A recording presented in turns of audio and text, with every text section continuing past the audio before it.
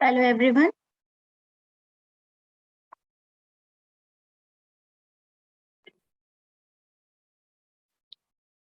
शुरू करते हैं हम लोग क्लास। और हम लोग बात करेंगे आर्ट एप्रिसिएशन और अंडरस्टैंडिंग ऑफ आर्ट्स पर। तो सबसे पहले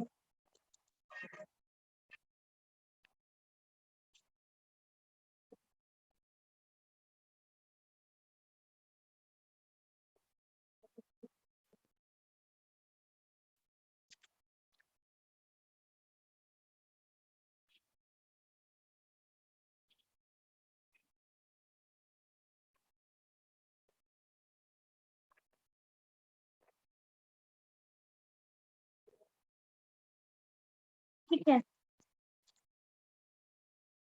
हम लोग सबसे पहले कुछ पेंटिंग्स देखेंगे और उसके बाद आगे बात करेंगे। और पीछे की क्लासेस में अगर कुछ डाउट था तो वो डिस्कस भी कर सकते हैं।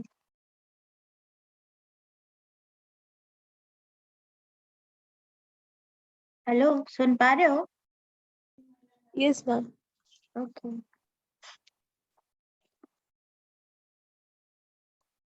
तो व्हाट इज अंडरस्टैंडिंग आर्ट?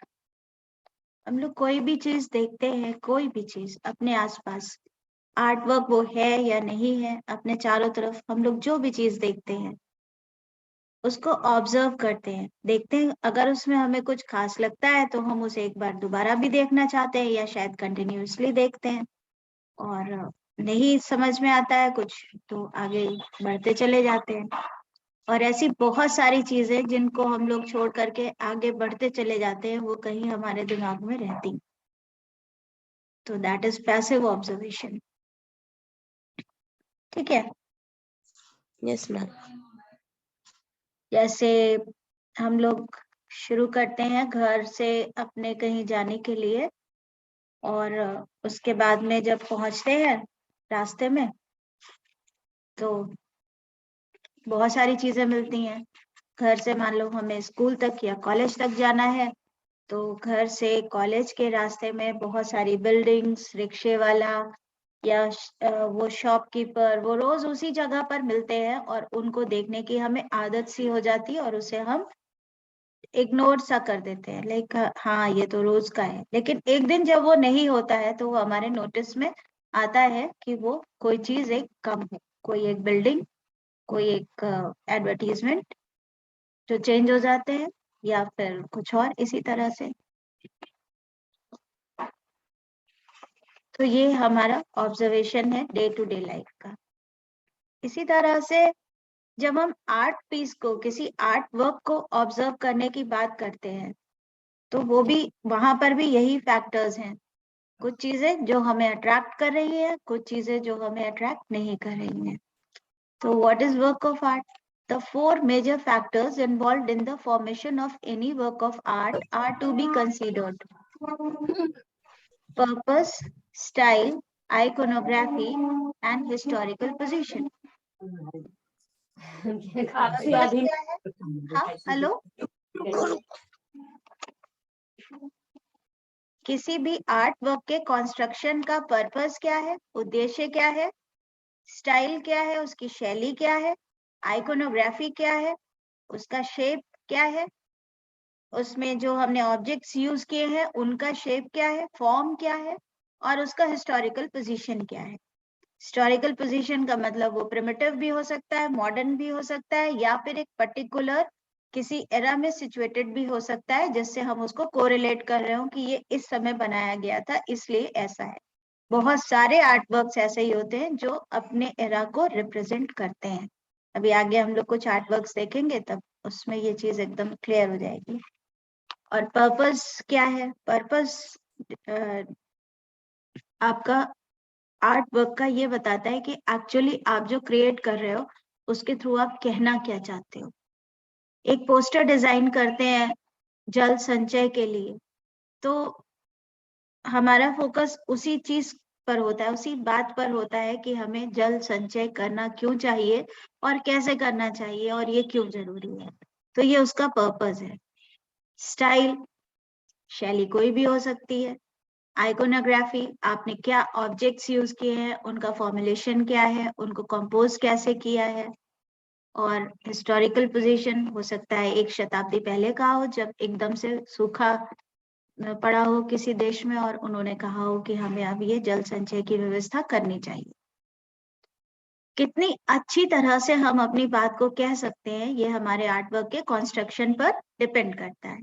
तो the total work of art consist of the sum और more exactly the product of these 4 factors.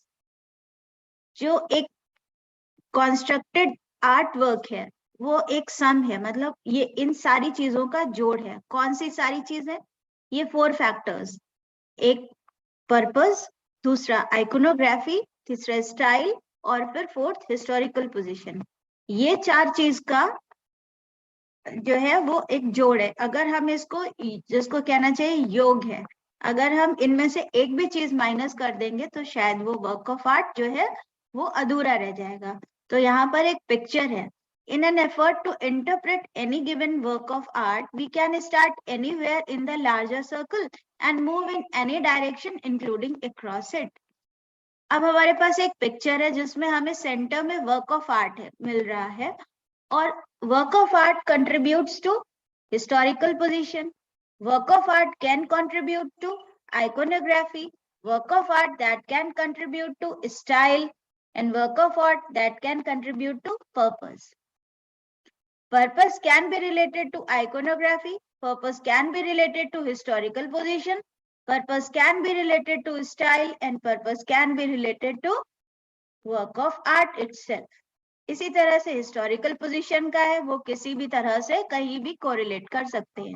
इसी तरह से स्टाइल और इसी तरह से आइकोनोग्राफी को भी हम किसी भी चीज से, किसी भी वन ऑफ द 4 फैक्टर से या ऑल ऑफ द 4 फैक्टर्स से कोरिलेट कर सकते हैं।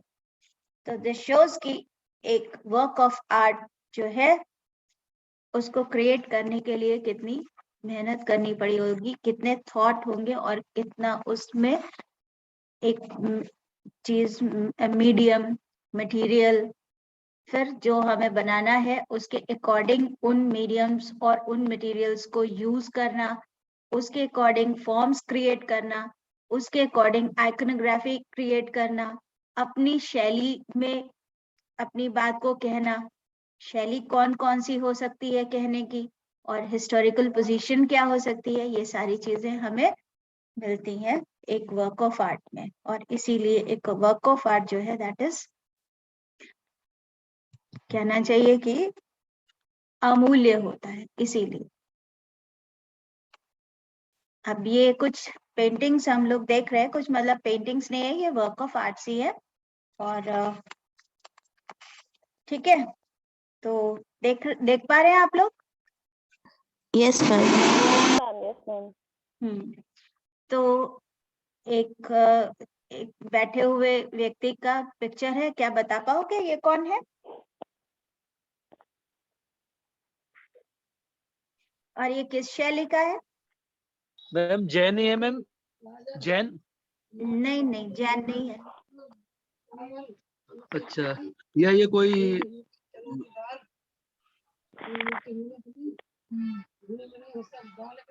मैंने ये पाल शैली? नहीं नहीं, ये शायद मैं ऐसा लगा जैसे हाथ में एक बुक्स पकड़ी हुई है, उस पर कुछ लिख रहे हैं। हाँ, और एक ये जैसे कोई मतलब ये धार्मिक व्यक्ति, वो क्या बोलते हैं, ये कोई वेदाचार्य या इस तरह टाइप के? नहीं, ये हाँ बताइए कौन है?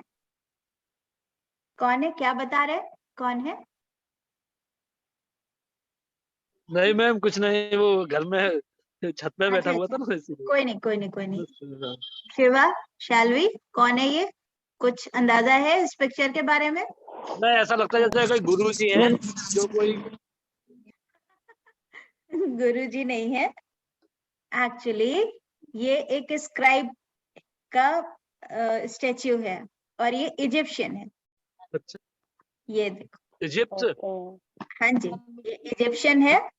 और अच्छा अच्छा, हाँ अच्छा। This is seated scribe from Saqqara, 2400 BC, painted limestone, अच्छा। collected in the Louvre Museum, Paris.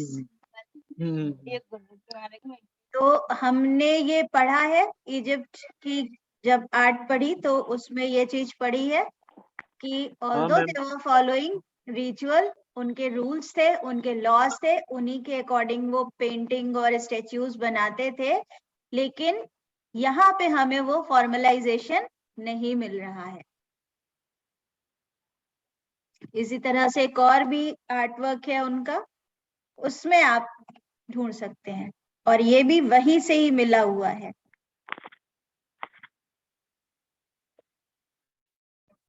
जहां से ये मिला है स्क्राइब, सीटेड स्क्राइब, वही सक्कारा से ही एक टूम से ब्लाइंड हार्पर, लो रिलीफ है, ये भी मिला है। ठीक है, Yes, ma'am. तो अभी इनकी क्वालिटीज में देखो कितना फर्क है ना, ये कितना रियलिस्टिक है। Yes, ma'am.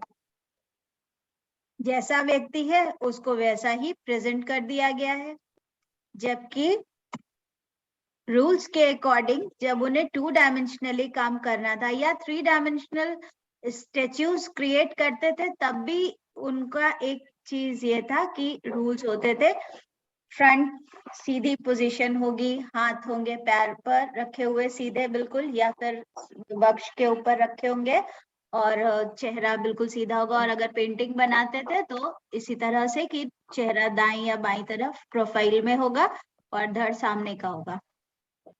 पर यहाँ पर ये इनका हाथ देखो, ये चीज, ये जो रूल है वो टूटता हुआ मिल रहा है हम लोग, जबकि यहाँ पर वही नोशन फॉलो किया गया है। चेहरा बाएं घुमा हुआ है और धड़ सामने का है। ठीक है, तो ये दोनों पेंटिंग्स, वो दोनों वर्क ऑफ आर्ट्स हमें एक ही जगह से मिल रहे हैं। इसको देखो,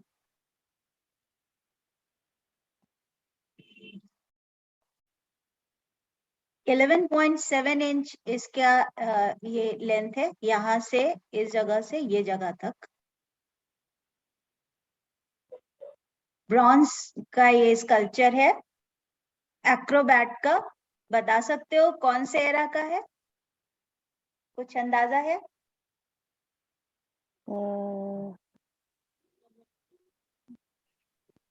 काफी पुराना ही लग रहा है मैम, मुझे लगता है वही।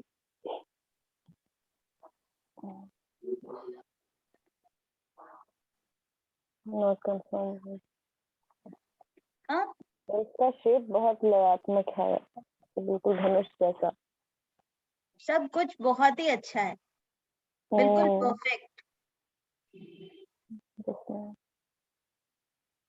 ये है नॉसिस के पैलेस से प्राप्त हुई मूर्ति।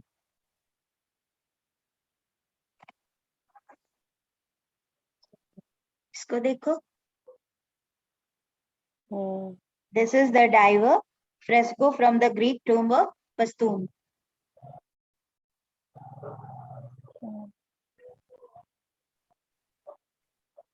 और ये, इसको तो पहचानते होंगे। Yes, ma'am. मैम ग्रीक का है पॉटरी स्टाइल।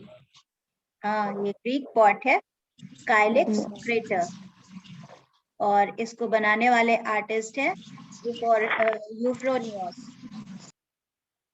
लगभग 515 बीसी में इसको बनाया गया होगा, और इस यही पॉट्स हैं जिनके थ्रू हमें ग्रीक पेंटिंग के बारे में पता चलता है। अदरवाइज यहाँ पे हमको मिल रहा है, देखो थोड़ी शुरुआत है ना, पश्तून के इस टूम से जो एक पेंटिंग मिली है द डाइवर की, इससे हमें ग्रीक पेंटिंग की शुरुआत थोड़ी सी मिल रही है। यहाँ पे भी हमें वही फॉर्मलिज्म मिल रहा है, लेकिन यहाँ पर आकर के देखो तो हमें पता चलता है एक्चुअली ग्रीक पेंटिंग क्या थी। और भी आगे हम तुम्हें अभी दिखाने वाले हैं। इसमें एक नरेशन है इलियड के बारे में, narrating how the body of the Trojan warrior Sarpedon, son of the Geas, was removed from the field of battle by the twin brothers. और उन भाइयों के नाम क्या थे? हाइपनोस और थैंटोस, सॉरी। और हाइपनोस का मतलब होता है स्लीप, हाइपनोसिस कहते हैं ना, स्लीप, और थैंटोस का मतलब होता है डेथ। तो बैटल फील्ड में मरे हुए व्यक्ति को दो लोग उठा करके ले जा रहे हैं, उसमें से एक निद्रा है और दूसरी मृत्यु है। और इनको सुपरवाइज कौन कर रहा है? हर्मीज। अब वो एक स्कल्पचर याद करो हर्मीज का, जिसमें उसका हाथ टूटा हुआ है और वो शिशु डायोनिसस को हाथ में लिए हुए खड़ा हुआ है। तो उससे ये काफी डिफरेंट है ना? जी बिल्कुल। और इस पूरे ही पेंटिंग की एक खासियत है, जरा इसे गौर से देखो। क्या इसे बड़ा करें, जूम करें?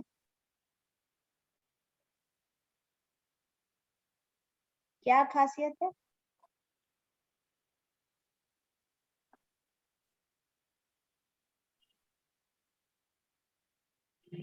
मैम इसके विषय से जुड़ी हुई है, टेक्निक से जुड़ी हुई है? हाँ, क्या कह रहे हैं? इसके सब्जेक्ट के बेस पे या टेक्निक के बेस पे? मैं दंड देते हुए बनी हुई है मैम, किसी को जो मतलब नहीं, पनिश दंड किया जा नहीं रहा दे रहे हैं, दंड नहीं दे रहे हैं। ये एक नरेशन है इलियड का। इलियड, वो तो आपने बता दिया। हाँ, तो उसमें जो जियस का बेटा है सार्पेडोन, और उसकी डेथ के बाद में हर्मीस जो है वो सुपरवाइज कर रहा है और उसे मृत्यु और निद्रा बैटल फील्ड से, युद्ध भूमि से बाहर ले जा रहे हैं। मृत्यु के बाद कोई मर जाएगा या कोई घायल रहेगा तो उसको कौन संभालेगा? निद्रा और मृत्यु, दो ही लोग तो हैं। और यहाँ पर बहता हुआ खून पेंटेड है, देखा?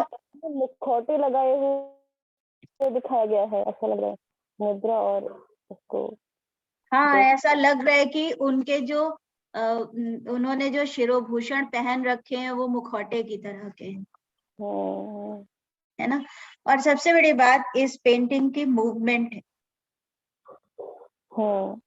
मूवमेंट जो इसको इधर से इधर का जो एक मूवमेंट है वो साफ समझ में आ रहा है कि ये व्यक्ति, हमारी दाईं तरफ का व्यक्ति इसे आगे खींच रहा है और बाईं तरफ का व्यक्ति उसे पीछे से आगे पुश कर रहा है, और ये व्यक्ति उसको हाथ उठाकर बोल रहा है हाँ आगे चलो। तो दिस इज द नरेशन। और अनुपात का भी बहुत विशेष ध्यान रखा बहुत। है। और सब बहुत बड़ी बात है ये कि इसमें जो ऊंट्स बनाए हुए हैं ये देखो, उसमें ब्लड फ्लो दिखाया गया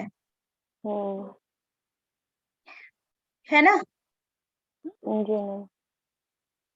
तो इसमें हम यही चीज देखते हैं। ये देखो, ये डाइवर है, पानी के अंदर जिसने छलांग लगाई है, पानी के अंदर उसको ये तरह की चीजें भी मिल रही, ठीक है? और इसमें भी वही चीज हमें मिलती है, अपवर्ड मूवमेंट, ठीक है? और सबसे बड़ी बात ये डायगोनल, ये देखा पेंटिंग के बीच में ये डायगोनल तैरता हुआ चीज।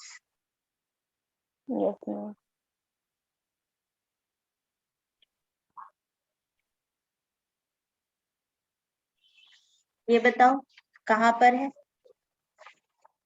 ये तो बहुत फेमस है। तो चाइनीज आर्ट जैसा लग रहा है।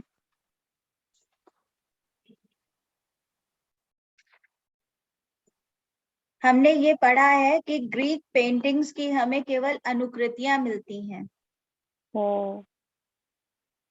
ये ग्रीक पेंटिंग की अनुकृति है। Garden room wall painting from the villa of Livia, Livia के महल में ये वॉल पेंटिंग है, जगह है प्राइमा पोर्टा, रोम, लेट फर्स्ट सेंचुरी। ये पेंटिंग मैंने इसलिए इंक्लूड की कि आगे जब हम लोग कभी इम्प्रेशनिज्म के बारे में बात करते हैं तो ये देखो,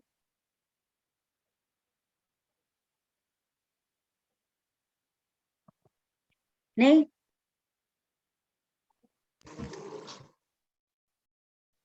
यस मैम, इम्प्रेशनिज्म जैसे ही लग रही है। ये देखो, ये फ्लावर का ट्रीटमेंट देखो यहाँ। और मजेदार बात तो ये है कि ये पूरा वॉल है, यहाँ से यहाँ तक, ठीक है।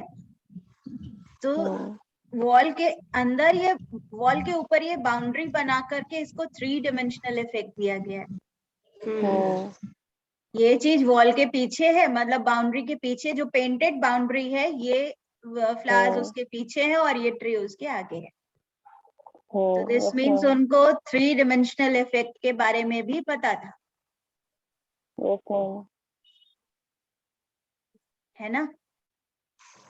ये गौर से देखो, ये चीज, एक बाउंड्री वॉल जो है इधर रन कर रही है और यहाँ पर साथ साथ में आगे का एक लैंड, जिसको कह सकते हैं फ्री लैंड, वो भी रन कर रहा है। और ये पूरा इस जगह से जहां पर ये बैरिकेडिंग है, यहाँ से लेकर के यहाँ तक, ये पूरा का पूरा स्टॉप के आगे तक ये पूरा वॉल है, एक वॉल, है ना मजेदार। इसका मतलब उन लोगों को 3 डायमेंशनल वर्क कैसे क्रिएट किया जाएगा, गहराई कैसे बनाई जाएगी, ये पता था। और नहीं पता था तो कम से कम कोशिश कर रहे थे। और ये देखो, इसको हम लोग यहाँ देखते हैं,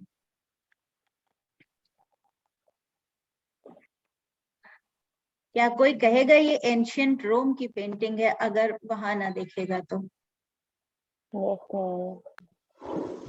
वो दूरी का प्रभाव और जो पहली चीजें हैं वो लगातार जो दूरी का प्रभाव है बहुत अच्छे से दिखाया है। एरियल पर्सपेक्टिव भी पेंट किया हुआ है, फ्यूज्ड है कलर्स, सिंगिंग बर्ड्स हैं, फ्रूट्स हैं, फ्लावर्स हैं, और जिस दूरी पर खड़ा हुआ पेड़ है, एक पेड़ आगे का और एक पेड़ पीछे का, ये चीज आर्टिस्ट ने इवॉल्व की है।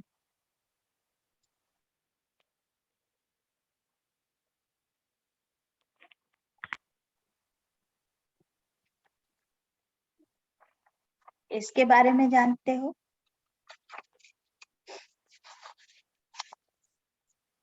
अलग तो इसके जिस तरह से ये बीच वाला फिगर के मसल्स वगैरह बनाए गए हैं, मुझे तो ग्रीक ही लग रहा है मैम, ये भी हेलेनिस्टिक है। Yes ma'am.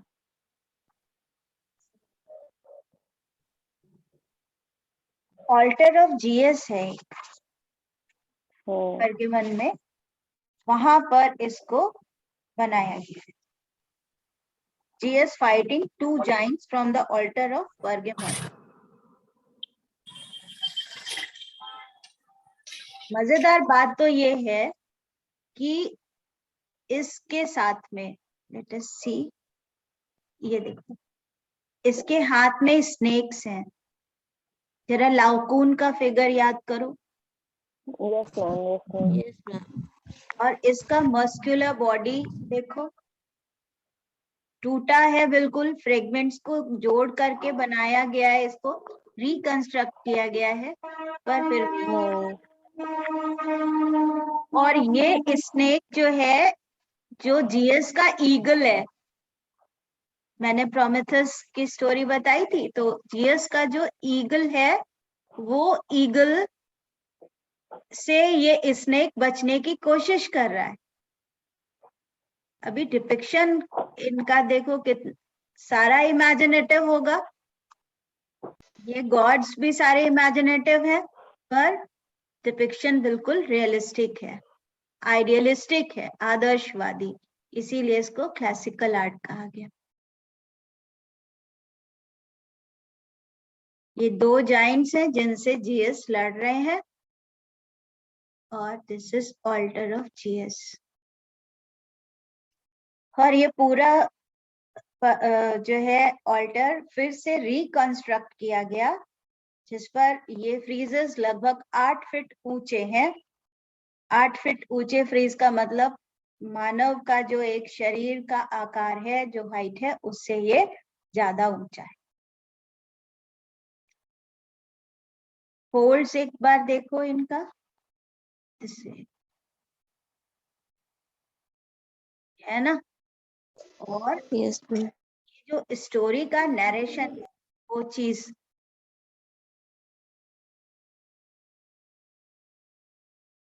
इसके ऊपर जीएस ने अपने थंडरबोल्ट, ये उनका थंडरबोल्ट है, उससे उन्होंने आक्रमण किया और उस राक्षस के विंग्स में आग लग गई। This is here. तो ये हमारी हेलेनिस्टिक की हाई एरा की एक स्टेचू वर्क है, ठीक है।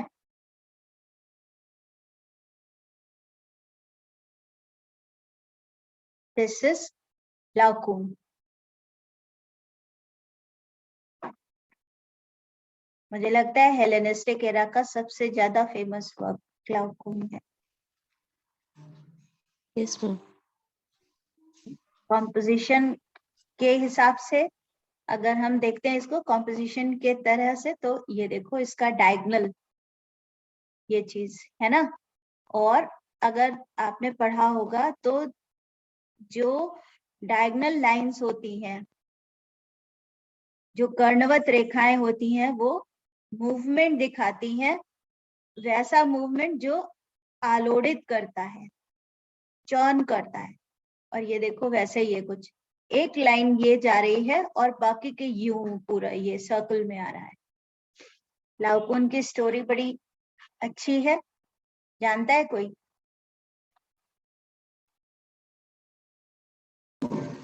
मैम आपने बताया था ट्रॉय के बारे में।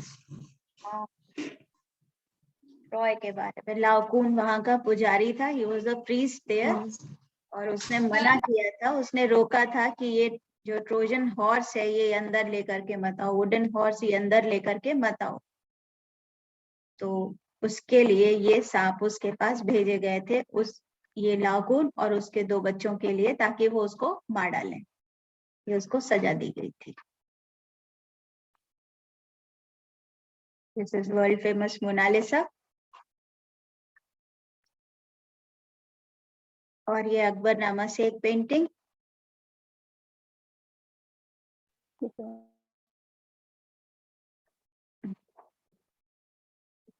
और ये बताया तो मैंने, ये मिनिएचर है। हाँ, ये मिनिएचर है। हाँ, ये मैम ये तो चौर पंचा शिखा की है ना? हाँ, हमें मतलब पाल शैली।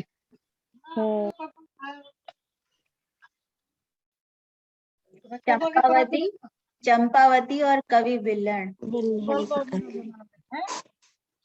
तो हमने इसलिए इंक्लूड किया इसको यहाँ पर कि अभी थोड़ी देर पहले हम लोग इजिप्शियन पेंटिंग में भी कुछ ऐसा ही देख रहे थे, प्रोफाइल चेहरा सामने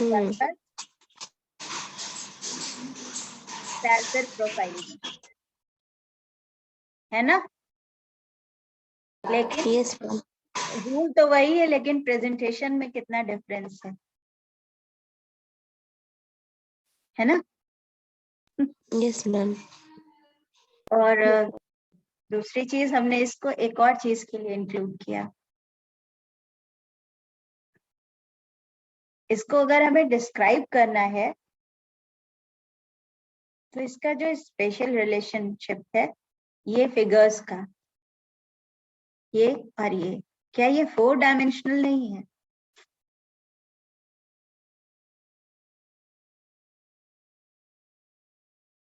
हमें इस क्या हो रहा है कोई घटना नहीं मालूम, हम नहीं पढ़ रहे घटना, हमें उसका कोई इलस्ट्रेशन नहीं मालूम, हम नहीं बता रहे। हमें ये मालूम है कि यही युवती यहाँ है और ये यहाँ पर एक शीशा लेकर के सामने है, ठीक है, ये दिख रहा है और यहाँ पर ये कुछ दिख रहा है। तो क्या ये टाइम, एक डिस्टेंस और टाइम को नहीं इंक्लूड कर रही है पेंटिंग?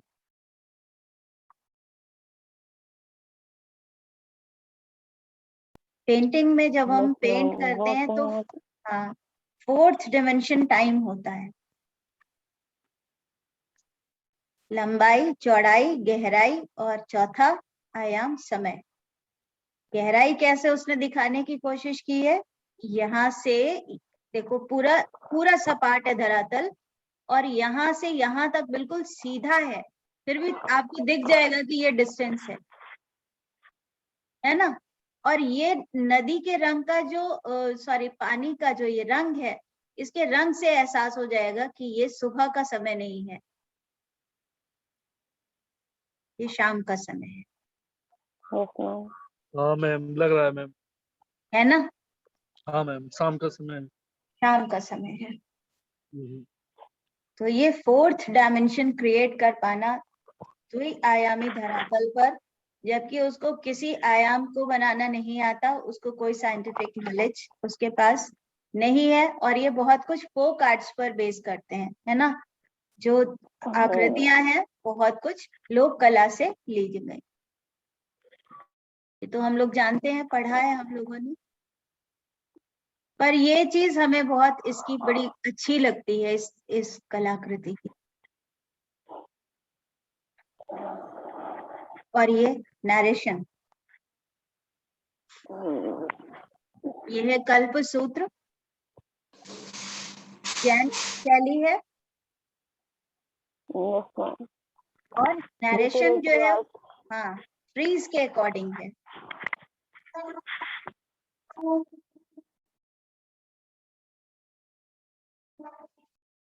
अगर मैं कर पाई तो आप लोगों को मैं सर से जरूर मिलवाऊंगी, जो मैन्युस्क्रिप्ट्स इल्यूमिनेशन करते हैं अभी भी।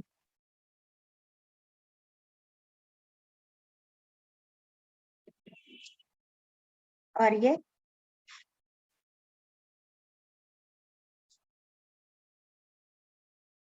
कोई आइडिया है कि ये क्या है, कौन सी पेंटिंग है?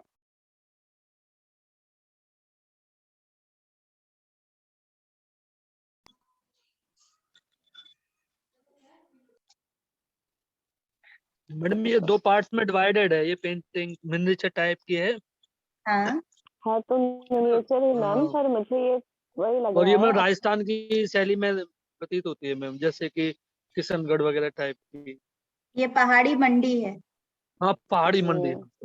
शैली ये मंडी हाँ है। क्योंकि हाँ हाँ, हाँ और ये रामायण से लिया राधा हुआ एक दृश्य है, अच्छा। और उस दृश्य में थोड़ा गौर से देखो तो दिख जाएगा, सीता है, ओहो हाँ, वो रथ सीता का जो मैडम जन्म, वो जानकी जानकी कौन है, वो उनके फादर जो थे। सीता का जन्म। जी जी। हाँ कहानी पढ़ी है ना जनक, हम लोगों ने कि खेत जोतते हुए सीता जी मैम, मिली थी। जनक और सीता का। अच्छा अच्छा। हाँ, हाँ और अभी थोड़ा इसका पिक्टोरियल एलिमेंट्स अगर डिस्कस करें तो वही बात सामने आती है जो अभी मैंने बोली कि सरफेस का ट्रीटमेंट पूरा 2 डायमेंशनल है, लेकिन उसने आर्टिस्ट ने ऐसे सजेशंस दिए हैं कि हमें समय का पता चल जाता है और दूरी का भी पता चल जाता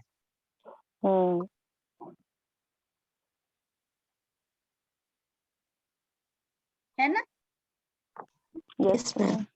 ये थोड़ा रिमार्केबल चीजें हैं।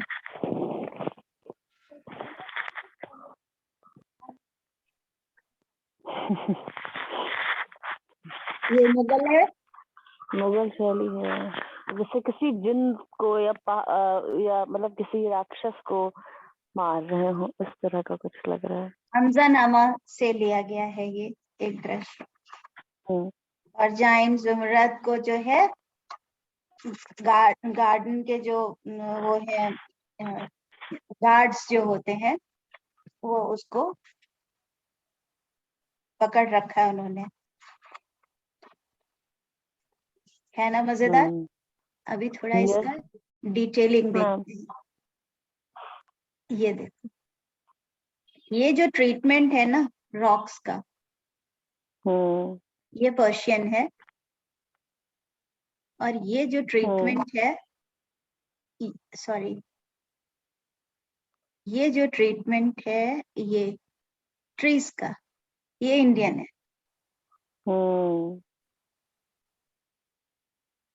और ये जो चीज बनाई गई अलग अलग वैरायटी हाँ, भी है, और ताज ये है और हाँ, अलग-अलग और पेड़ हैं। ये जो चीज बनाई गई है, ये हमारे यहाँ बड़ी कॉमन चीज है। हम लोगों के यहाँ अक्सर ऐसा हम लोग बांस का ये वो बनाते हैं, क्या कहते हैं इसको, स्क्वायर स्क्वायर बनाते हैं। ये हमारे घर के पास में बीज भंडार में भी बना हुआ है ये, और उसको लगाते हैं ताकि नीचे पौधों को धूप से बचाया जा सके, और ऊपर वो बेल रहती है।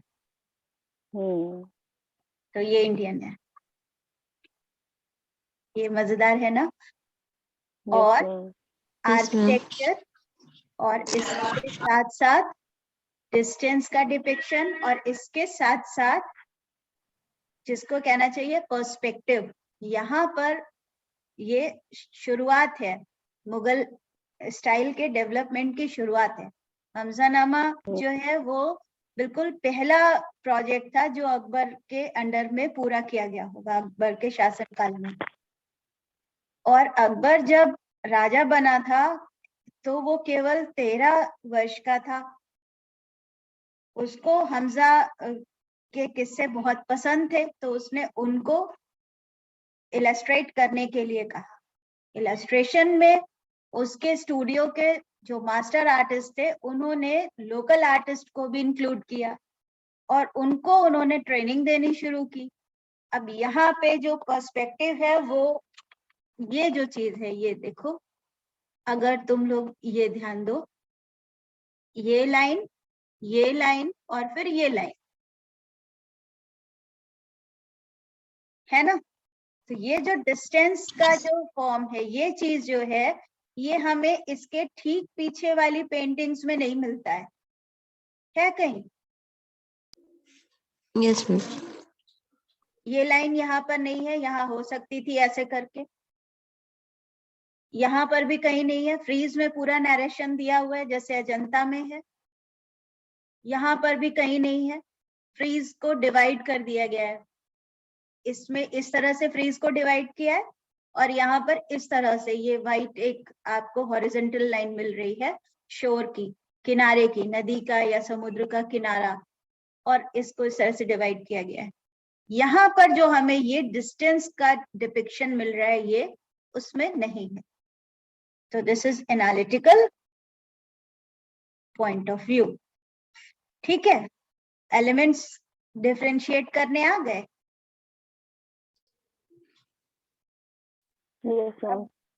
यस मैम, समझ आती है। कोई भी पेंटिंग हम देखेंगे तो वो हमें सुंदर तो लगती है, पर उसके साथ साथ उसमें है क्या एक्चुअली टेक्निक, ये भी देखनी है। और ये जितने भी चेहरे बनाए गए हैं और जो ह्यूमन डिपिक्शन है, ये सारा पर्शियन है, बस ये चेहरा हिंदुस्तानी है। Yes ma'am. है ना? ये मंगोलॉइड्स हैं, आप इनका चेहरा देख करके बता सकते हो कि दीज आर मंगोलॉइड्स, लेकिन ये नहीं है, इसका चेहरा हिंदुस्तानी है, इसका ड्रेस भी हिंदुस्तानी है। हाँ मैडम, ये औरंगजेब नहीं, ये अकबर नहीं, ये अकबर के शासन काल में जो सबसे पहला मैन्युस्क्रिप्ट हमजानामा पेंट किया गया था, उसके ये बचे हुए इलस्ट्रेशंस में से एक है। ऐसा भी तो हो सकता है, मैं सिखों के समय पे जो मतलब नहीं, वो चीज नहीं है, ये वो नहीं है, वो चीज नहीं है ना वो नहीं है, नहीं वो नहीं है। इसका डिस्क्रिप्शन ही यही है इसका, गार्डनर्स बीटिंग द जाइंट जमुराद entrapped in a well from the Dastan Amir Hamza, Mughal style period 1567 to 82 under Akbar. है बढ़िया। ये इनिशियल आर्ट वर्क्स है जिस समय मुगल स्टाइल डेवलप हो रहा था, हुआ नहीं था। जो हमने पहली पेंटिंग देखी थी अभी इसके पहले, एक मिनट, काफी ये पूरा कल्मिनेशन पर है। यहाँ पर देखोगे ट्रीटमेंट डिफरेंट है ना। ये पूरा विकसित हो चुका है चीज, लेकिन जो हम देख रहे हैं पेंटिंग, वो अभी उसमें हम सारे जो ऑब्जेक्ट्स हैं वो अलग अलग देख सकते हैं, लेकिन पहाड़ देखो इसमें अभी भी वैसे ही बने हुए हैं। रॉक्स पर्शियन स्टाइल में ही बने हुए हैं और पेड़ अभी भी हिंदुस्तानी स्टाइल में ही बने हुए हैं। ये अकबर नामक से ली गई पेंटिंग है। तो फिर और आगे देखते हैं।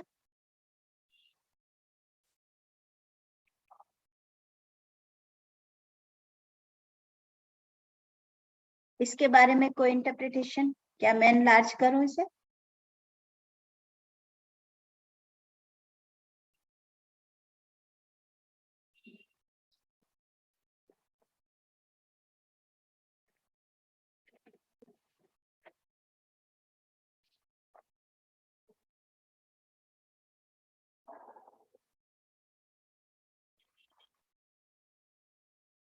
कुछ नहीं समझ आ रहा है। ये रामचंद्र जी हैं, लड़ने जा रहे हैं। शांगरी रामायण से लिया गया है, कुल्लू से। जरा सा पहाड़ की ये बनावट देखो, है ना, दैट इज वेरी डिफरेंट। और ये एलोरा के केव पेंटिंग्स।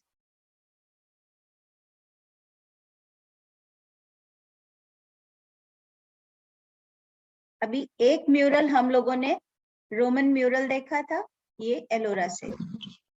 और इसके बारे में कुछ बता पाओगे?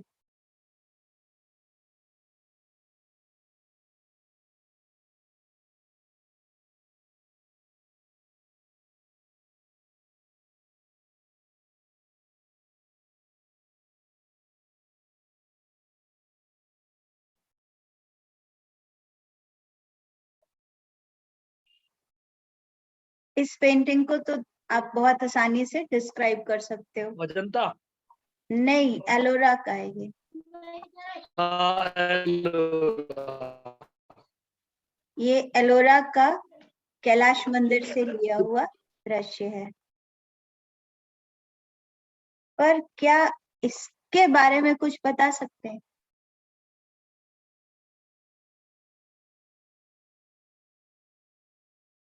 जूम कर दे। अब कुछ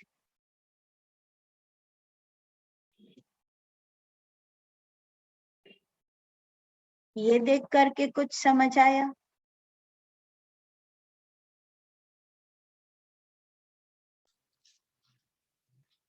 ये देख करके कुछ समझ आया? कोई इंटरप्रिटेशन? हम कुछ लग रहा है जैसे दशावतार जैसा है कुछ, या फिर ये रामायण का डिपिक्शन है। बाली सुग्रीव। हाँ, ये एक मोनोलिथ पर पूरा रामायण उन्होंने उत्कीर्णित किया है। एलोरा के गुफा नंबर 16 में ये स्टोन है पूरा उत्कीर्णित।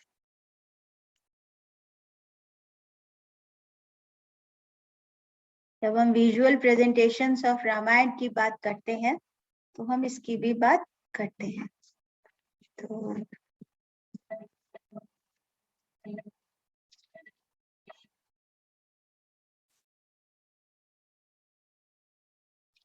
हम लोगों ने इतने आर्ट वर्क्स देखे, इसमें से हम बस ये कहेंगे कि मैंने बता तो दिया कि कौन सा आर्ट वर्क क्या है। इसमें से एनी ऑफ द 3, कोई भी 3 आर्ट वर्क सिलेक्ट करो और उनके बारे में मुझे बताना। आप कोई भी जो बताओ।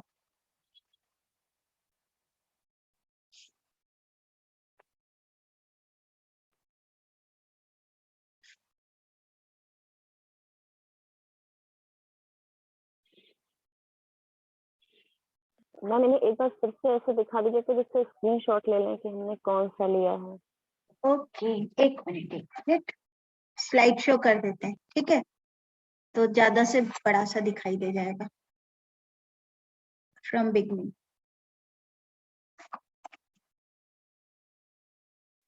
ठीक है? What is work of art, उसके बाद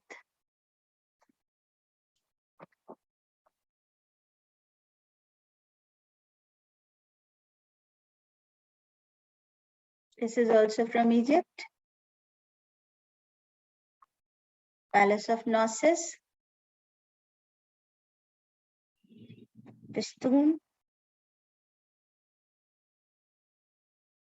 Calyx crater,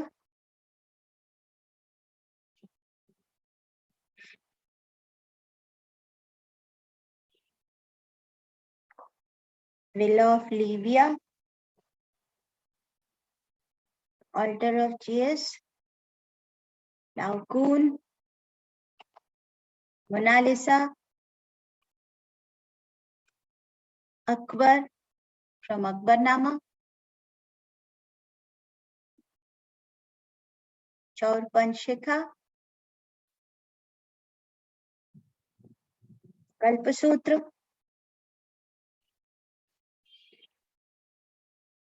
Mandi style, Dashrath. This is from Hamza Nama, दास्तान-ए-अमीर Hamza, Mughal शैली की पहली कृति।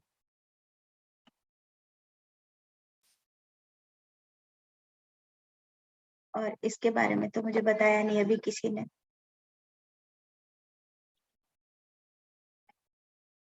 ये एलोरा की पेंटिंग कैलाश मंदिर से,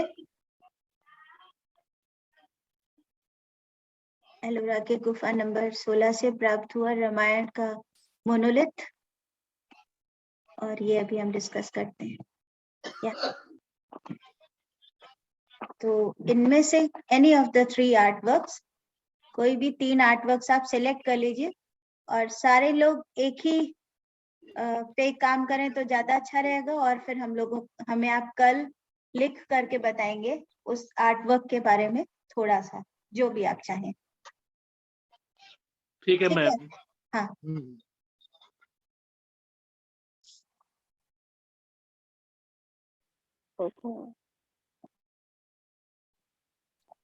तो मुझे लगता है कि सबको ये आर्ट वर्क्स बहुत अच्छे लगे होंगे, है ना? Yes ma'am. कम से कम इंटरेस्टिंग तो लगे ही होंगे। क्यों इंटरेस्टिंग क्यों लगे? क्योंकि ये हमें अट्रैक्ट कर रहे हैं। हाँ हाँ नहीं मैम, इसीलिए अट्रैक्टेड लगे। मैं हमने पढ़ा था लेकिन इनकी स्लाइड कभी देखी नहीं थी चित्र सहित, जो आज जो देखी है ना, तो उससे मैंने ये फायदा मिला कि पढ़ना तो है लेकिन अगर उसके बारे में अगर चित्र मिल जाता है तो और ज्यादा, कभी भी अगर वो चित्र आ जाता है तो हम, जैसे हमारे नेट के पेपर में आया था मैम, जो उसके एक चित्र आया था द क्राई, मतलब the money, the true money, वो वाला चित्र आया था, तो हमें उसके बारे में नॉलेज नहीं थी। मैं सर मैडम 5 तुक्का मारे थे, 4 फिट हो गए ये बता रहा हूँ, लेकिन सही हो गए मैडम और मेरा टेस्ट पास हो गया था उस समय। तो यही है कि चित्र के बारे में अगर आप, हाँ सही में, तो जैसे अब चित्र बताया आपने, है ना, पढ़ा तो था लेकिन अब बता दिए, कभी भी चित्र आ जाएगा ना नेट के पेपर में तो हम कह देंगे ये डिटेलिंग, तो अब आपको नेट का पेपर क्यों देना है? नहीं मैडम, मैं हिस्ट्री से दूंगा ना, अब अच्छा, हिस्ट्री से भी तो देना है। अच्छा, अभी हिस्ट्री ऑफ आर्ट से देंगे। ओके, हाँ मैडम, हिस्ट्री तो मेरा मैडम मतलब फेवरेट सब्जेक्ट है बहुत। आपका जो आर्ट वर्क का सिलेक्शन था वो भी इस तरह था कि हमारा इंटरेस्ट बना रहा। अगर ये एक ही स्टाइल से या एक ही वैरायटी का होता तो शायद थोड़ा थोड़ा इंटरेस्ट कम होता, लेकिन जब लगातार वही चीजें हैं तो थोड़ा और इंटरेस्टिंग लगता है। और इनके टॉपिक्स तो एरा भी अलग अलग था, तो इंटरेस्टिंग। यही मेरा करने का उद्देश्य था। जब हम कलाकृति को समझना चाहते हैं तो सबसे पहले हमने जो पहली स्लाइड देखी थी उसमें यही चीज थी कि पर्पस क्या है, कोई भी कलाकृति को बनाने का उद्देश्य क्या है। तो वो उद्देश्य नेचुरली उस पर्पस, उस हिस्टोरिकल टाइम से रिलेट करता है जिस समय में उस कलाकार ने वो कलाकृति की रचना की। ठीक है, पहला चीज उद्देश्य, और दूसरा हो गया सबसे पहले वो समय और वो काल जिस समय में वो काम कर रहा है। अब शैली वो भी उसी से ही आती है कि जिस समय में वो काम कर रहा है उस समय में प्रचलित शैलियां कौन कौन सी हैं। सभी अपने समय के अनुसार शैलियां प्रचलित हुई और ये नहीं कि खत्म हो गई। आज भी अगर हम इम्प्रेशनिस्ट की तरह से पेंटिंग बनाएंगे तो लोग उसको देख करके इम्प्रेशनिस्ट पेंटिंग ही कहेंगे, लेकिन वो समय की नहीं होगी, वो आज की होगी, कंटेम्प्रेरी होगी। तो जब कंटेम्प्रेरी होगी तो उसके विषय जो है वो भी कंटेम्प्रेरी होंगे, नहीं? तो ये डिफरेंस आ जाता है। तो जब हम अंडरस्टैंडिंग आर्ट की बात करते हैं, हमें आर्ट वर्क्स को समझने की बात करनी है, तो हमारे सामने सबसे पहली बात यही आती है कि उस कलाकृति को देख करके हम सबसे पहले पूछें खुद से कि ये हमें अच्छी क्यों लग रही है, आखिर ऐसा इसमें क्या है जो कोई कलाकार कहना चाह रहा है और हम उसे सुन पा रहे हैं। सुनते भी देखें हम वही चीज है जो हमें सुननी है, वरना हमारी मम्मी हमसे कहती रहेंगी और हम सुनेंगे ही नहीं। ऐसा होता है ना बहुत बार। ऐसा होता है ना, हमें कोई भी बात कही कहते रहते हैं घर में बड़े लोग और हम नहीं सुनते, सुनते वही है जो सुनना होता है। तो हाँ, बच्चे तो ये बहुत करते हैं। ठीक है, तो अब हम लोग चलते हैं नेक्स्ट। विंडो बंद करो। नेक्स्ट स्क्रीन, वो नेक्स्ट स्लाइड पर।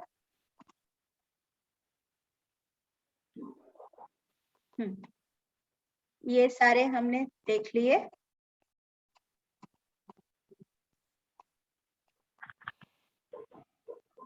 ये पेंटिंग ढूंढ के बताना कौन है।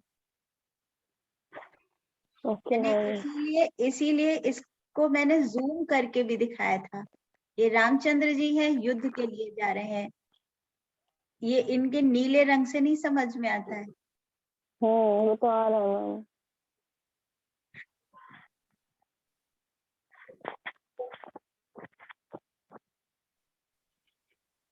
हाँ, यहाँ पर आते हैं, एक मिनट।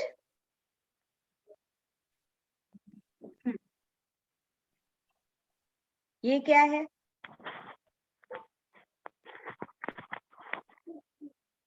हम समय को एकदम जिसको कहते हैं फांद कर आ गए, कंटेम्प्रेरी टाइम में आ गए। इसके पहले हमने मोनालिसा देखी थी। यहाँ पर ये मोनालिसा से कहते हैं पुनर्जागरण की शुरुआत। कला में पुनर्जागरण काल यहाँ से ही आया, जबकि कलाकार ने किसी भी शैली को मान करके काम करना बंद कर दिया। उसने कहा कि हम अपने हिसाब से, अपने मन से बनाएंगे। तो इंडिविजुअल एस्पेक्ट्स यहीं से मिलने शुरू हुए हमें। पीछे का बैकग्राउंड, पर्सपेक्टिव का ट्रीटमेंट, एरियल पर्सपेक्टिव का ट्रीटमेंट, और लियोनार्डो ने जो एक स्फोमैटो की तकनीक जो विकसित की थी, जिसके अंतर्गत वो मिस्ट क्रिएट कर सकता था, मिस्टी हेजी जो इफेक्ट क्रिएट कर सकता था। टेक्निक हमें यहाँ से ही मिलती है। ठीक है, डेवलपमेंट इसके आगे का हमने आपको नहीं दिखाया है, वेस्टर्न आर्ट का, वो आगे की और स्लाइड्स में है।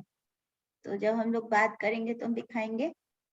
उसके बाद से लेकर के आज तक कम से कम चेंज इतना तो है कि अभी और भी जो हम कंटेम्प्रेरी आर्ट वर्क्स देखेंगे तो हम ये पाएंगे कि कलाकार अपने मन की अभिव्यक्ति करने में कितनी तरह से कैसे स्वतंत्र हो गया है।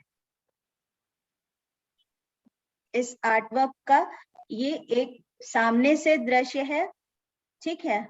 और ये देख रहे हैं, ये डिस्टेंस है पिलर, और ये अंदर है, और ये सामने से पूरा है। नेचर मॉड गैलरी से मैंने इसको मतलब क्लिक किया है। और ये साइड व्यू है जिसमें शनील से ये उभरी हुई आकृतियां बनाई गई हैं जो पेड़ हैं, और बाहर निकलती हुई इनकी ये है, जैसे अप्रूटेड ट्रीज। ठीक है। मुझे तो केकड़े जैसे लग रही थी। नहीं यही तो बात गजब की है।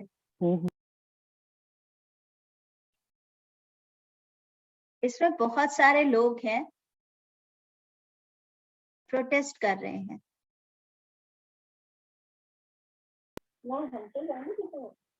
है ना, ये देखो,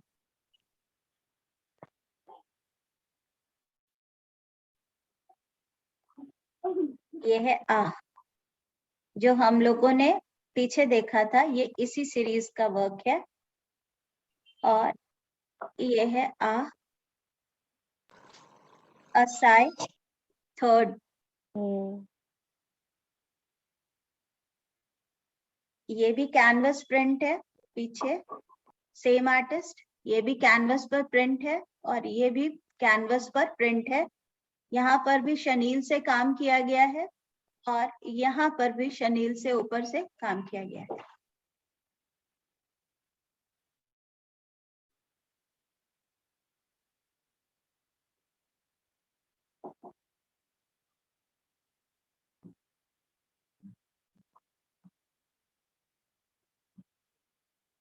आर्टिस्ट है अनीता दुबे। ये आर्टवर्क, ये आर्टवर्क, और ये आर्टवर्क, और ये आर्टवर्क, और ये आर्टवर्क। इसके बारे में कुछ 3-4-5 लाइंस में आप लिखेंगे, ठीक है। और इसके बारे में तो हमने बता ही दिया है, एक छोटा सा इंट्रोडक्शन तो बता ही दिया है। चाहो तो इसे सर्च भी कर सकते हो आप कि ये क्या है, इसका हिस्टोरिकल पर्सपेक्टिव क्या है। मैं सिर्फ ये जानना चाहती हूँ कि इसके बारे में आपने क्या लिखा है, एक छोटा सा शॉर्ट डिटेल डिस्क्रिप्शन, और वो मुझे ये असाइनमेंट आप मुझे करके सेंड करोगे, ओके। फिर ये आर्ट,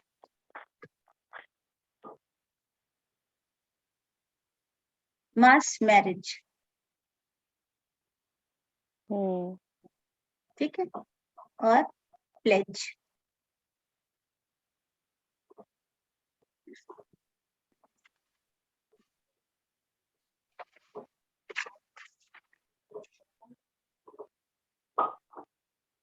ये एक ही आर्टिस्ट के आर्टवर्क्स हैं, दोनों में एक सिमिलैरिटी आपको अपने आप दिख जाएगी शैली की, लेकिन दोनों में जो डिफरेंस है वो भी आपको एकदम दिख जाएगा। इसको गौर से देखो। सबसे बड़ी बात कि ये वाइट बैकग्राउंड है।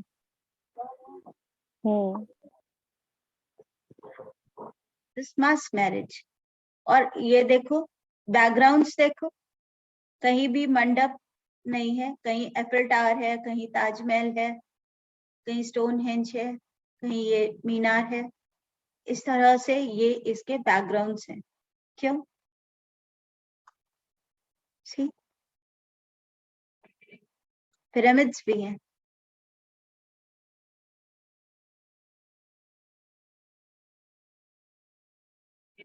है ना?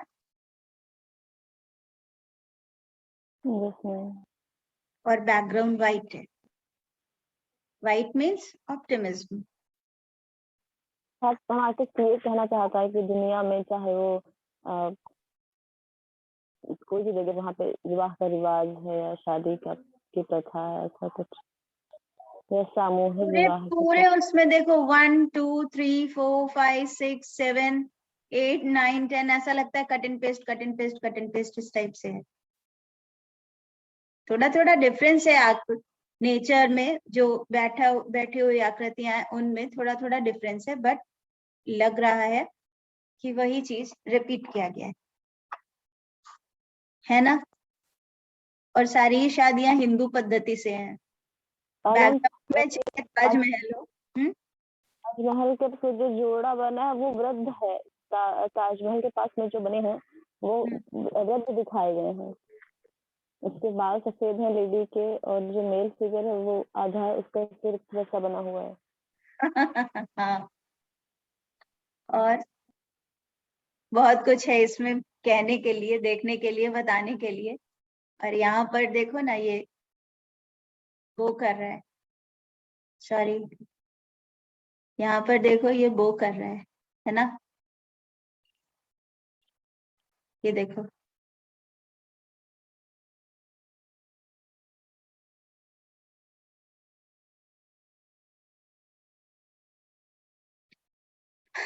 तो इस कहानी में हमारे पास में बहुत कुछ है संस्कृति के बारे में बताने के लिए।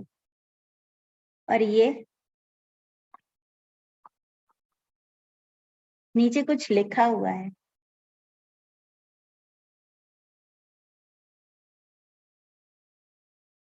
with mouth full of prayer and bag full of dreams, we will be in those spaces where you have never been. हमारे पास प्रेयर्स है। स्कूल असेंबली नहीं, उसमें भी यही था कि ये सिंगल पर्सन है, एक ही व्यक्ति है, और यहाँ पर भी एक ही बच्चा है।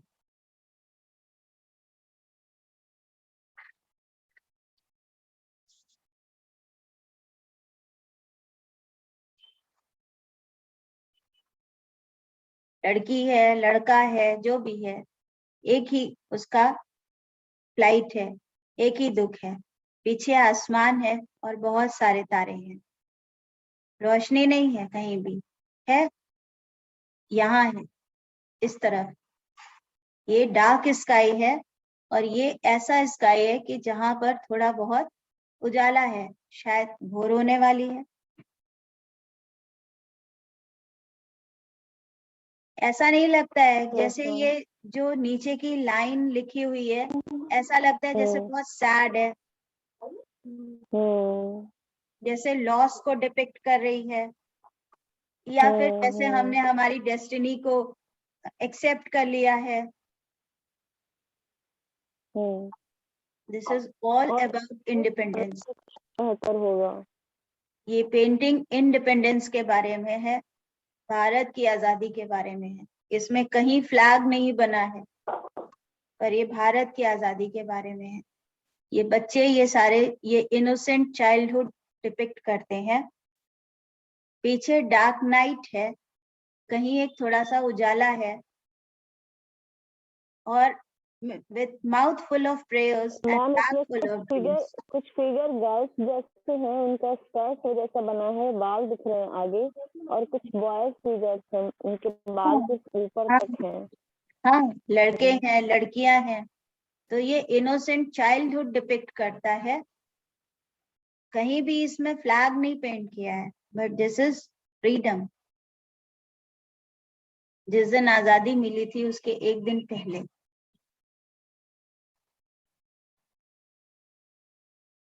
हम लोगों ने एक आर्ट वर्क देखा था, ट्रेस्ड विद डेस्टिनी, माइक था जिसमें, तो मैंने बताया था कि इसमें नेहरू की स्पीच है, पंडित जवाहरलाल नेहरू की स्पीच है आजादी की पूर्व संध्या पर। ये वही स्पीच है। This is promise. ये एक प्रॉमिस है अपने आप से, ये भारत के लोगों से अपने आप से एक प्रॉमिस है कि हमें जो ये नया फ्रीडम मिला है, उसके लिए हमारे पास क्या है। With mouth full of prayers, थोड़ी सी प्रेयर्स है, बैग फुल ऑफ ड्रीम्स, और हमारा जो बैग है वो पूरा भरा हुआ है ड्रीम से। and we will be in those spaces. हम वहां तक जाएंगे where you have never been, जहां तुम कभी गए ही नहीं.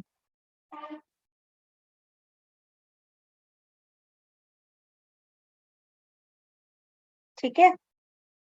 An analogy perhaps to Nehru's rousing independence speech, in which the juxtaposition of darkness and light were evoked to not only represent India's newfound freedom, but more critically, the pledge of dedication to the service of India and her people.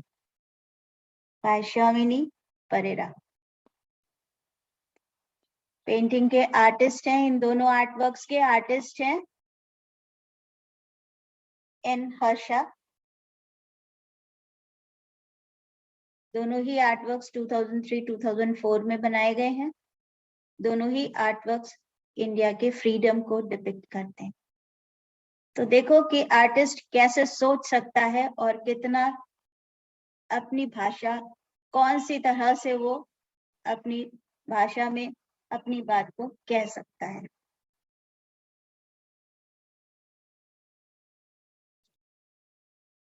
ठीक है? Yes, ma'am.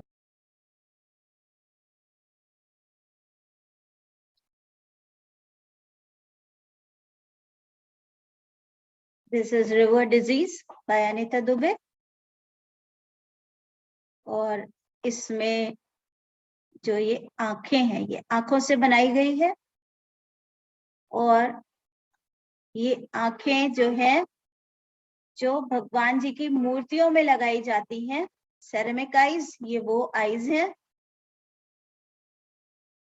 और ये जो flow है लोगों का, ये eyes का, आईज को उन्होंने खुद लोग माना है. They are just like human to me, उनका स्टेटमेंट है. और ये क्योंकि ये आईज इमोशंस जो है डिपिक्ट करते हैं. अगर हम इसको बड़ा देखें, नहीं है, इसको अगर हम बड़ा करके देखते हैं तो हमें ये चीज इसमें साफ दिखाई पड़ती है. ये देखो,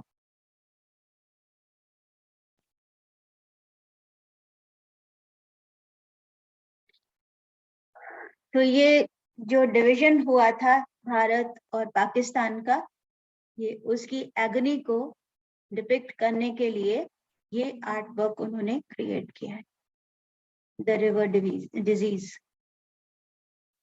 इस तरह से नदी बहती है, इस तरह से नदी बह रही है.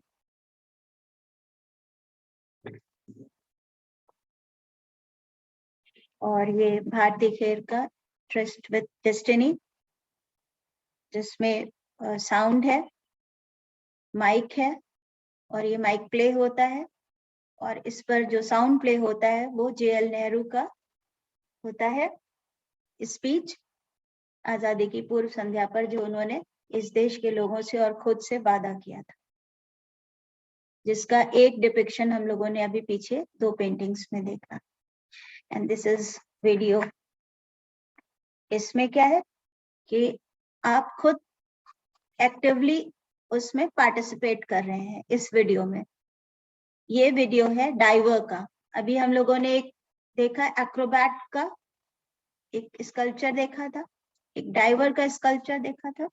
दैट इज, ये चीज देखो, ये इसमें परफॉर्म कर रहा है लगातार. और ये लोग जो है ये दर्शक हैं, और ये उसके साथ में जब अंदर जाते हैं और इनकी शैडो जब स्क्रीन पर आती है तो ये उसका एक पार्ट बन जा रहे हैं. और अब इसको हम अलग अलग तरह से डिस्क्राइब कर सकते हैं. जैसे कुछ लोगों ने इसे डिस्क्राइब किया था, कोई है जो छटपटा रहा है, बाहर निकलना चाहता है, पैर बंधा हुआ है, उड़ने की कोशिश करता है पर उड़ नहीं पाता है. और ये सोनिया खुराना का वीडियो से एक स्टिल है, जिसमें द बर्ड, जिसमें एक रूम है, रूम के अंदर बर्ड जो डिपिक्ट करता है.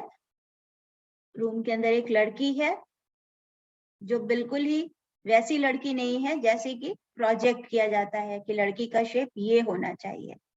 And she wants to go out of that room. वो फ्लाई करना चाहती है उस कमरे के बाहर, और वहां पर बिल्कुल कोई खिड़की नहीं है, कोई दरवाजा नहीं है। वो ट्राई करती है और अपने इस अटेम्प्ट्स में कई बार गिरती है, चोट लगती है, संभलती है, उठती है, खड़ी होती है, फिर बैठ जाती है, पर वो बाहर नहीं निकल पाती है। This is the bird. तो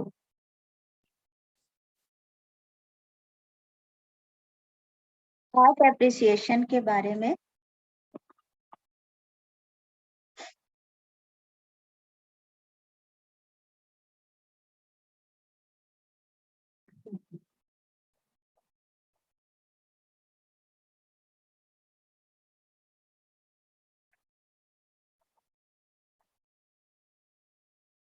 हम लोगों ने अभी इतने सारे आर्ट वर्क्स देखे और आर्ट एप्रिसिएशन क्या होता है ये भी समझा। सबसे पहली स्लाइड में हमने यही समझा कि आर्ट वर्क का कंस्ट्रक्शन क्या होता है। फिर art appreciation is simply the process of how to look at and understand the visual arts. अगर हम आर्ट वर्क का कंस्ट्रक्शन समझ सकते हैं, उसका हिस्टोरिकल व्यू समझ सकते हैं, उसका हिस्टोरिकल पोजीशन समझ सकते हैं, ये समझ सकते हैं कि वो किस स्टाइल में और क्यों बनाया गया है, और ये जान सकते हैं कि ये जो आर्ट वर्क हम देख रहे हैं इसको बनाने का पर्पस क्या रहा होगा आर्टिस्ट का, तो ऑब्वियसली हम उसके बारे में बहुत कुछ जानते हैं और हमें जो फील हो रहा है वो हम कह सकते हैं। क्या कह सकते हैं? Art appreciation is simply the process of how to look at and understand the visual art. Art appreciation सिर्फ एक प्रोसेस है जिसके थ्रू हम ये सीखते हैं कि किसी भी वर्क ऑफ आर्ट को हमको कैसे देखना है, वेज ऑफ सीइंग, अंडरस्टैंडिंग, और सबसे बड़ी बात तो ये है कि किसी भी कलाकृति को हम कैसे आत्मसात करते हैं, कैसे समझते हैं, क्योंकि सारे ही लोगों का समझने का ढंग अलग अलग होगा। किसी भी कलाकृति को देखने का ढंग अलग अलग होगा। किसी भी कलाकृति को देख करके उसको उसके ऑब्जर्वेशन के बाद में उसको समझने का ढंग एकदम अलग होगा और बताने का ढंग तो एकदम ही अलग होगा। It is not about the history of art, nor is it about the criticism of artwork. ये अगर हम आर्ट एप्रिसिएशन की बात करें तो ये हिस्ट्री ऑफ आर्ट के बारे में नहीं है। इसका मतलब ये नहीं है कि हमें आर्ट हिस्ट्री पढ़नी है और ना ही इसके बारे में हमें कलाकृतियों का कोई आलोचना करनी है। ये बात सही है कि हमें नेगेटिव एंड पॉजिटिव पॉइंट्स दोनों लिखने होते हैं, लेकिन ये बिल्कुल सही बात नहीं है कि हमें इसके बारे में पूरी आलोचना लिखनी है, और ना ही इसमें हमारा कुछ पर्सनल होना चाहिए कि हमें ये कलाकृति या ये कलाकार बहुत पसंद है इसलिए ये बहुत अच्छा है, ये नहीं पसंद है इसलिए ये अच्छा नहीं। Neither it is about the liking and disliking of the artwork or object. ना ही ये किसी कलाकृति के अच्छा होने या बुरा होने के बारे में है और ना ही हमारी पसंद और नापसंद के बारे में है।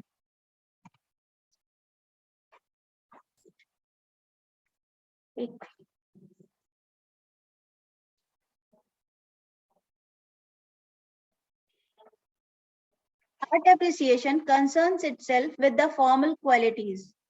Art appreciation का basic concern क्या होता है? Formal qualities होती है, mediums, compositional analysis and forms of the art. Formal qualities वो qualities जिससे वो art construct किया गया है, वो mediums जिससे वो art को बनाया गया है, जिससे उसका formulation हुआ है।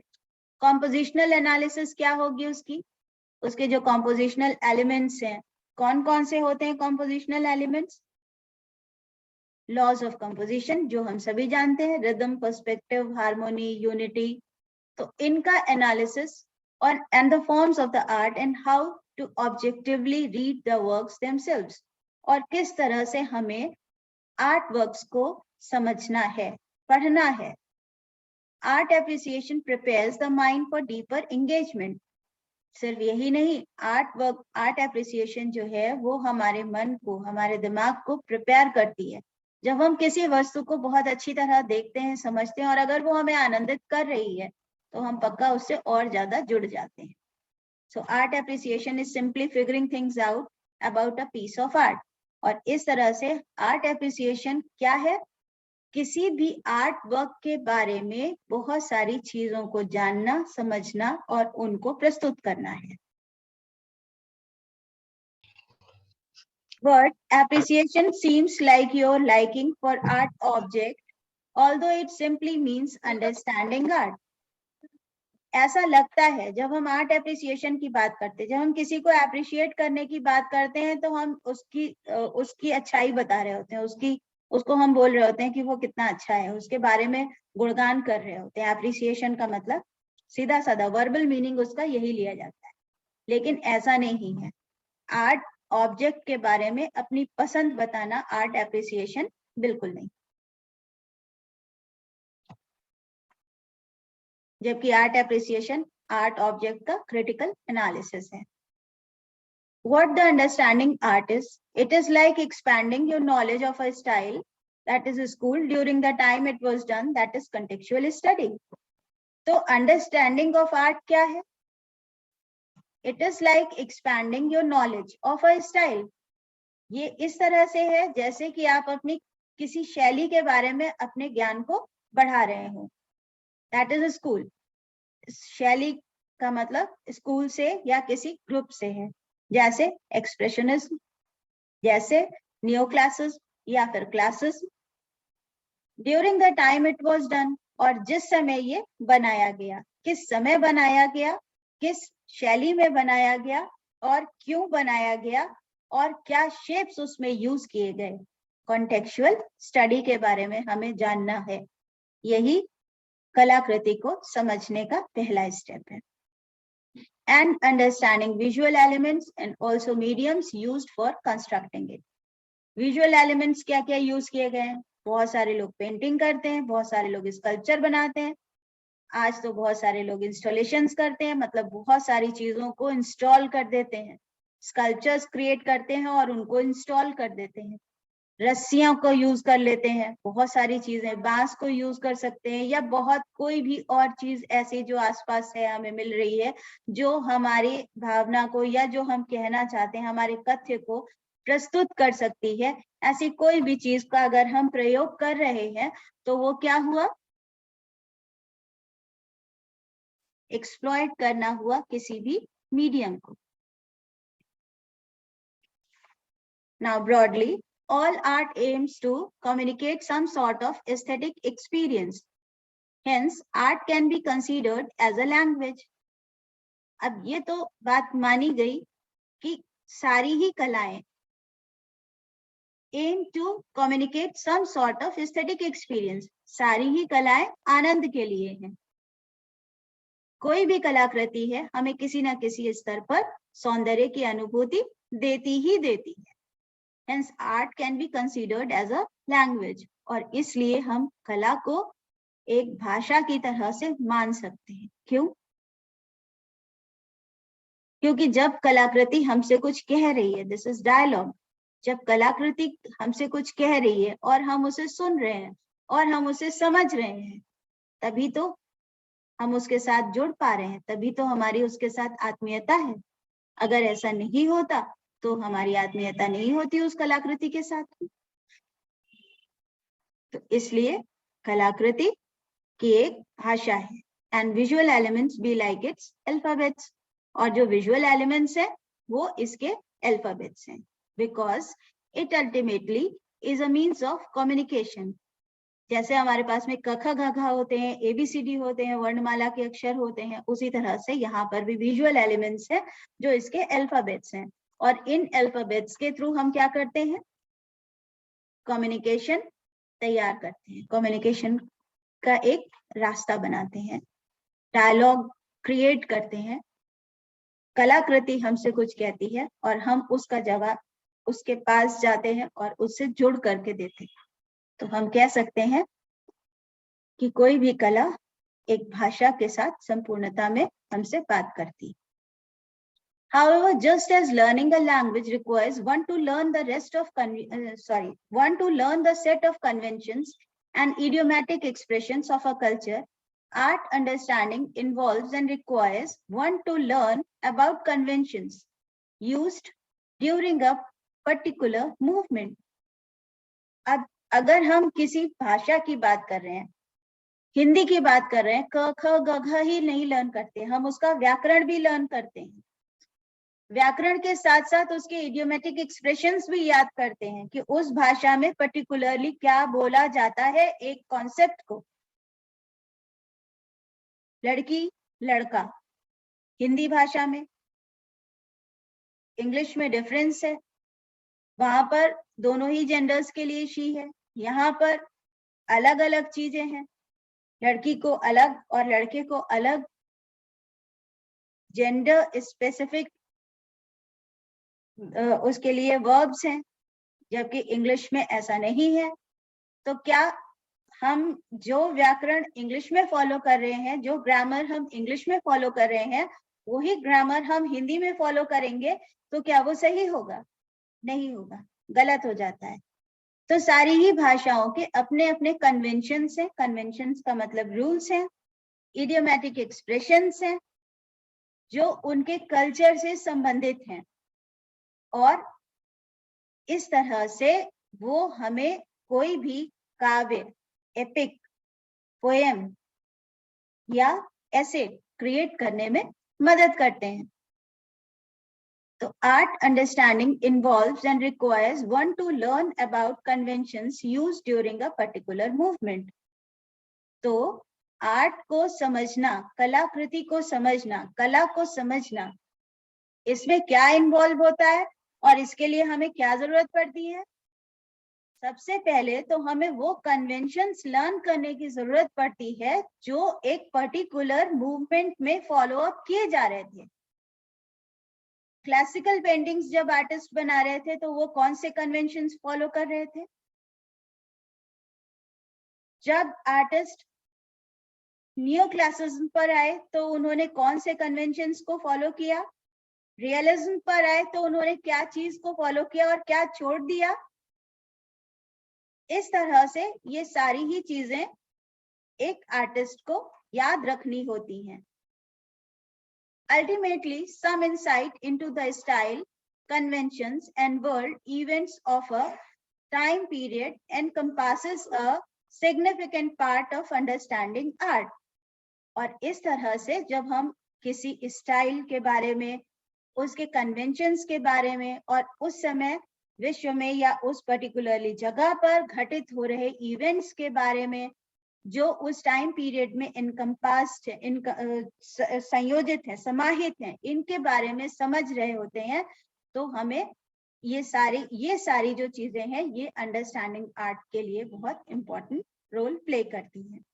That is why we can say that understanding art is understanding the image, art object beyond the surface. तो इसलिए हम कह सकते हैं कि कलाकृति को समझना क्या है? कलाकृति को समझना किसी भी कलाकृति को या उसकी इमेज को सिर्फ ऊपर से देखना और उसका एप्रिसिएशन करना, गुणगान करना नहीं है, बल्कि उसको समझना है। जितना वो बाहर सामने हमारे है, उसके पीछे उसकी क्या कहानी है, उसका पर्पस क्या है, उसके पीछे का क्या उद्देश्य है, उसके पीछे कौन सी घटनाएं निहित है, ये सारी चीजों को समझना ही अंडरस्टैंडिंग आर्ट है।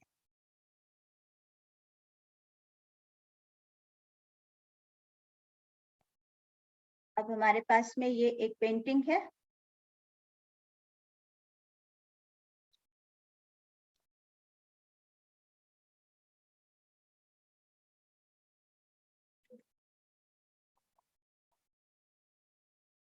कोई बता सकता है इस पेंटिंग के बारे में?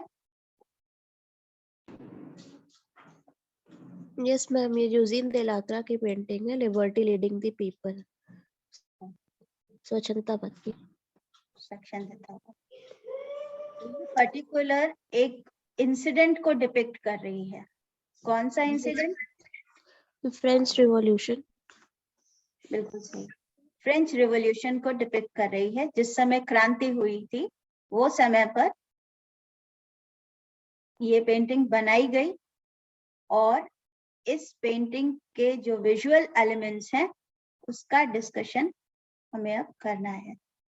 जितना हमने अभी बताया कि हम कोई भी पेंटिंग देखते हैं या कोई भी आर्ट वर्क देखते हैं, उसको देखना, उसको समझना, उस पर काम करना, उसके बारे में जानना, उसका हिस्टोरिकल पर्सपेक्टिव जानना, आर्टिस्ट ने उसको क्या सोच करके बनाया, और जब आर्टिस्ट ने उसको बनाया था तो उसके ऊपर कौन कौन सी चीजों का इन्फ्लुएंस था, ये सारी चीजों को जानना हमें आर्ट वर्क को क्रिटिसाइज या अप्रिशिएट करने में मदद करता है।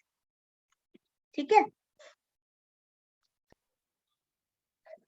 अब यहाँ पर एक चीज है कि things that make an art work are obviously the artist in the material.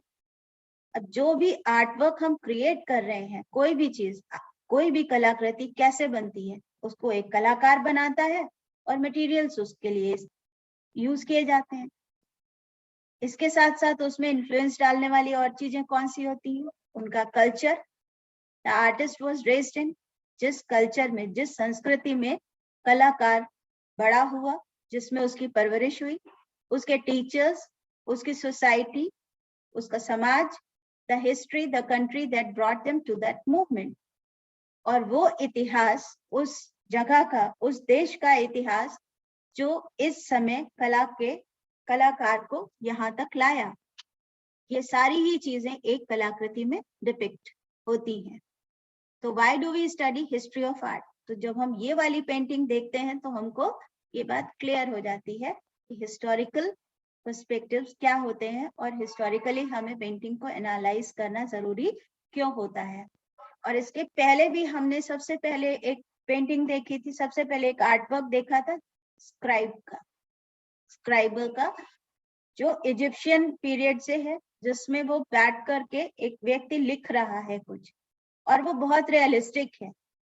अभी हम इजिप्शियन आर्ट के बारे में जानते हैं, उनके रूल्स के बारे में जानते हैं, उनके लॉज के बारे में जानते हैं, और फिर भी जब हम देखते हैं कि वहां पर ये रूल्स फॉलो अप नहीं हो रहे हैं, तो हमारे मन में क्वेश्चन आना जरूरी है कि ये क्यों हुआ। तो दिस मीन्स वहां पर कोई चेंज हुआ था, इस वजह से ऐसा हुआ। तो जहां ये चीज आती है, वहां हमारे लिए हिस्टोरिकल पर्सपेक्टिव को जानना जरूरी हो जाता है। ठीक है, तो why do we study history of arts? As we go through times, the art evolves. जैसे जैसे समय आगे जाता है, कला की उन्नति होती है, इसका परिष्कार होता है और इसका विकास होता है। प्री हिस्टोरिक एजेस में हम कैसे पेंटिंग बनाते थे और आज हम कैसे पेंटिंग बनाते हैं, मंतव्य क्या रहता है हमारा, हमारे पास टूल्स क्या है, ये सारी चीजों में हम बहुत आगे विकसित हो चुके हैं। And changes and is inspired by what is happening around this time.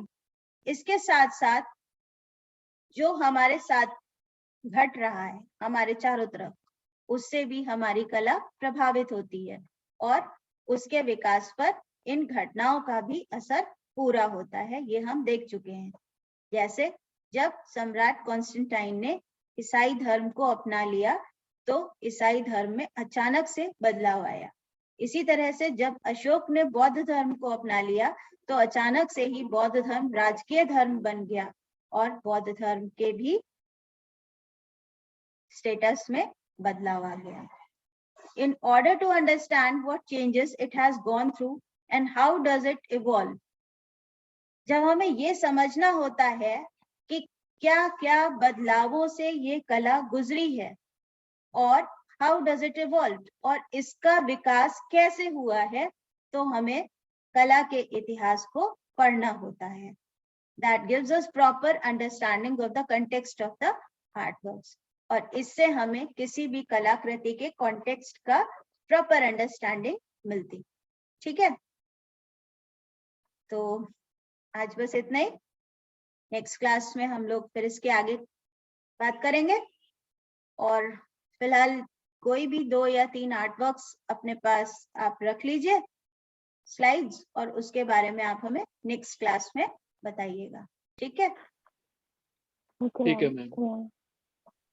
तो मुझे लगता है कि आर्ट वर्क्स आपको इंटरेस्टिंग लगे होंगे। मैम एक चीज और पूछना चाह रहा था मैम मैं। हाँ मैम ये पूछना चाह रहा था, जो आपने बात कही थी पहले स्टार्टिंग में कि हाँ। एक डिजाइन से रिलेटेड कोई सर्टिफिकेट चाहिए, जिसमें जैसे कोरल ड्रॉ या एडोब फोटोशॉप या बोला था ना स्टार्टिंग। ओके, हम लोग क्लास क्लोज करते हैं, ठीक है। नेक्स्ट क्लास में फिर सारी चीज आगे डिस्कस करेंगे।